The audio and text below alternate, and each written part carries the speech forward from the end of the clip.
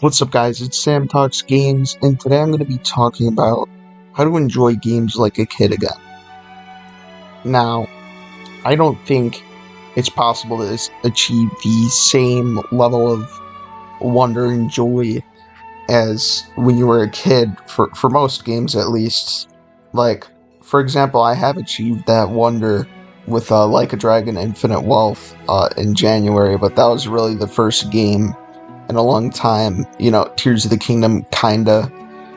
But my point is, I think it's possible to enjoy games like a kid again, and it involves taking things into perspective.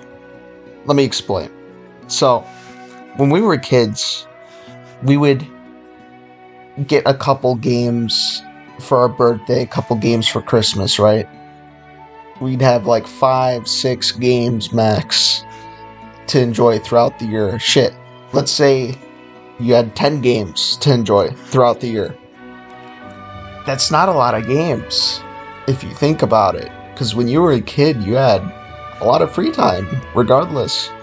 When I was a kid, I know I had like 30, 40, 50 hours a week to play games. And type of games I would get, maybe they'd be like 20 hours long. I could beat 2 games in a week if I wanted to. So I'd be done all within 2 months if I really wanted to get done with everything. But I drug those games out, and I would make them last until the next Christmas or the next birthday. And I would replay them and experience them to their fullest and get everything I can out of them. And now I have 100 games in my backlog, and I rush through games sometimes. I used to rush through games, at least, until I woke up to the realization. I think backlogs are both a blessing and a curse, because we're at the point now, if you're over the age of 18 or anything, or even if you're a teenager with just a good amount of money, like my backlog started when I was 16. I think that it can be a curse, because you have so much choice that you feel like you don't know what to play, and you get overwhelmed, and then you try to get through all the games, so you end up rushing them, and you don't experience them to their fullest. And then you think back a year, you're like, oh shit, what games did I play last year?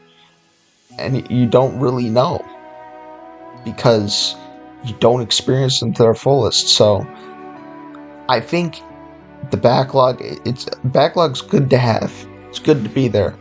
But it's important to be mindful of what your backlog really means. Like, your backlog isn't something you need to get through. It's just something there when you want to play something. You don't know what to play. You can still play your new releases. You can still, go through your old favorites. It's just there for when you don't want to do any of that, right? If you want to play a new game from your backlog, it exists. Another thing I would like to say is play an hour of each game that you're really interested in playing. Like, make a list of 10 games or something that you really want to play, and play a little bit of each of those 10 games. Be like, which one do I want to play the most right now? And I think that'll help you get through things. And also, another thing is, I know I've become a little obsessed with, beating games, right?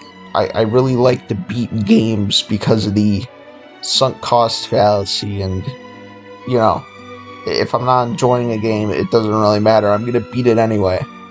And I think that's just a really bad mindset to have, even though it's a mindset I've traditionally had. So I think you don't have to beat games. If you're not enjoying a game, or if you've gotten your enjoyment out of a game and you feel like you can't get any more enjoyment, don't beat it. Just drop it, you know?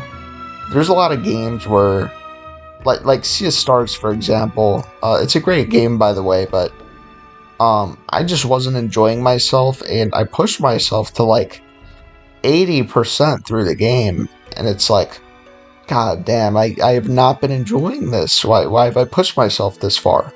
What's the point? It's futile, you know? And I am so glad I dropped that game, and I'm actually mad that I put as much time into it as I did because I wasn't enjoying it. I was hoping that would get better, but it didn't. It's a great game. Many people love it. I didn't. There's many games like that, like Hogwarts Legacy. I really wish I hadn't beat that game. I wasn't a big fan of it. Um, what else is there? Nintendo didn't have any games like that because, Nintendo I usually always enjoy. But I think you guys get the point. Don't beat games if you don't want to. If you're not enjoying yourself, just go on to another game. But I will say, if you are enjoying a game, try to see it through. Because I know sometimes, like with a large backlog, you could get distracted. You're like, oh, I want to play this game and this game and this game and this game. And you're always going to have that thought in your mind when you have a large backlog. But if you're enjoying a game, if you're engrossed in its experience, think about nothing but that game when you're playing that game. And just imagine that game as your backlog. That's the only game in your backlog.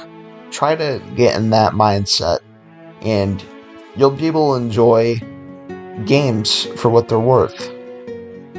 And another thing I'll say is, it never used to be like this.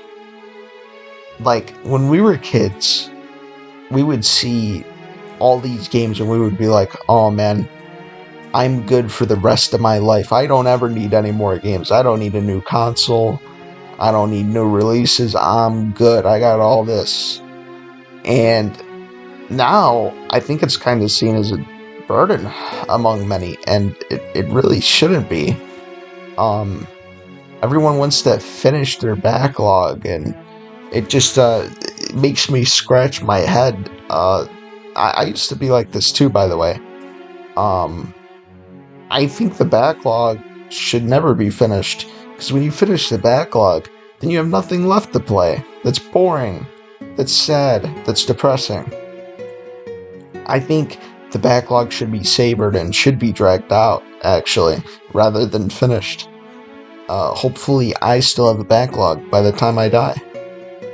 But yeah, that's my thoughts on enjoying games like a kid again, and why backlogs are an important factor to enjoying games again. And I really hope all of you like this video, and yeah, that's about it. So yeah.